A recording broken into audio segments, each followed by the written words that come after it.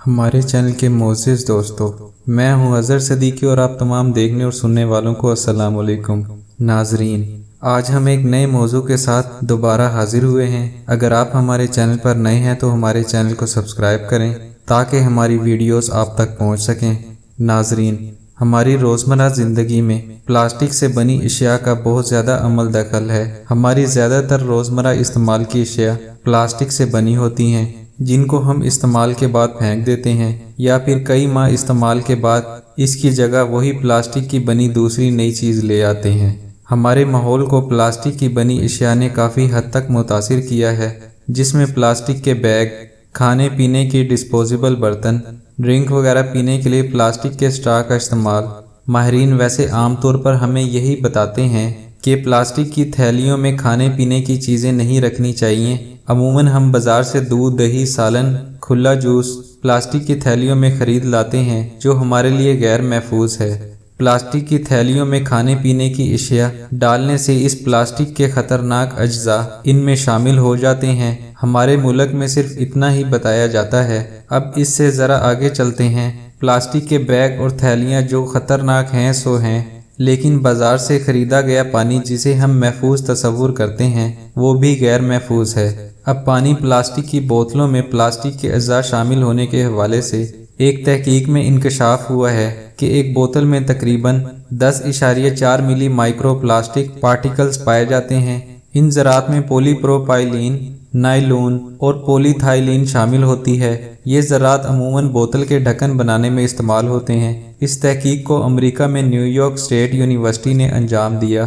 اس تحقیق میں 11 ممالک جن میں امریکہ، چین، برازیل، انڈونیشیا، کینیا، لبنان، تھائی لینڈ، میکسیکو اور بھارت شامل ہیں۔ ان میں 11 نامور پانی کے برانڈ شامل تھے۔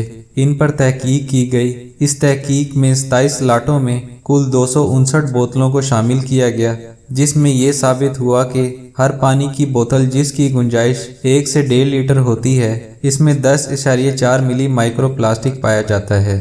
یہ تو صرف پانی پر تحقیق ہوئی ہے۔ بازار میں سافٹ ڈرنک اس سے بھی کہیں زیادہ فروخت ہوتے ہیں، وہ بھی پلاسٹک کی بنی ہوئی بوتل میں فروخت ہوتے ہیں۔ پاکستان میں منرل واٹر فروخت کرنے والی کمپنیوں کا کیس سپریم کورٹ میں زیر سماعت ہے۔ اس میں زمینی پانی کو نکال کر فروخت کرنے پر سماعت زیر بحث ہے اور پانی کے معیار پر بھی کیس چل رہے ہیں۔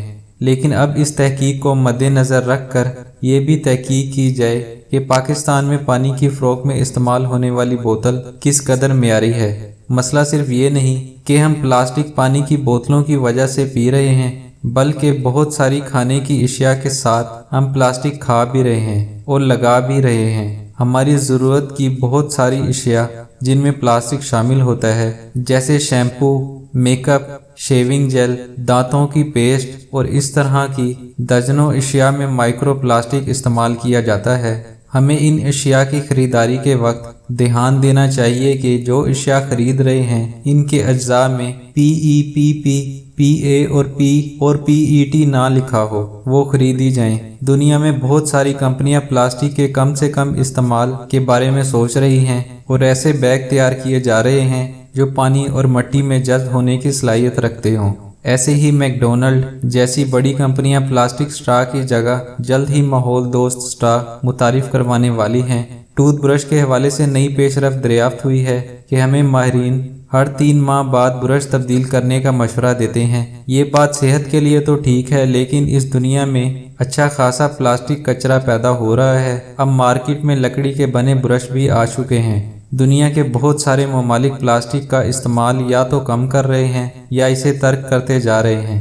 کچھ ممالک پلاسٹک کی باقیات کو ہر جگہ پھینکنے کی بجائے اسے جمع کر کے صحیح طور پر ری سائیکل یا تلف کرنے کا انتظام کیا جاتا ہے۔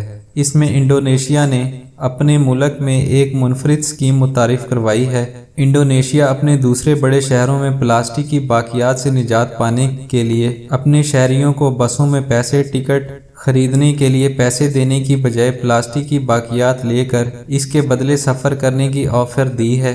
हर शहरी प्लास्टिक की इस्तेमाल शुदा बोतलें और प्लास्टिक की दीगर इस्तेमाल शुदा चीज़ें जो 10 प्लास्टिक या शीशे के 5 नाकारा कप, गिलास या इनके बराबर इशिया देकर सफ़र की सहूलत हासिल कर सकते हैं, जिसके बदले शहरी मुफ्त टिकट हासिल करते हैं और इस टिकट से अपनी मंजिल को रवाना हो जाते हैं। इंडोनेशिया में ये स्कीम रवां साल में शुरू की गई थी और अब पाकिस्तान के बड़े शहरों में प्लास्टिक को रिसाइकिल करने के लिए इसी तरह की स्कीमें निकाल रहे हैं।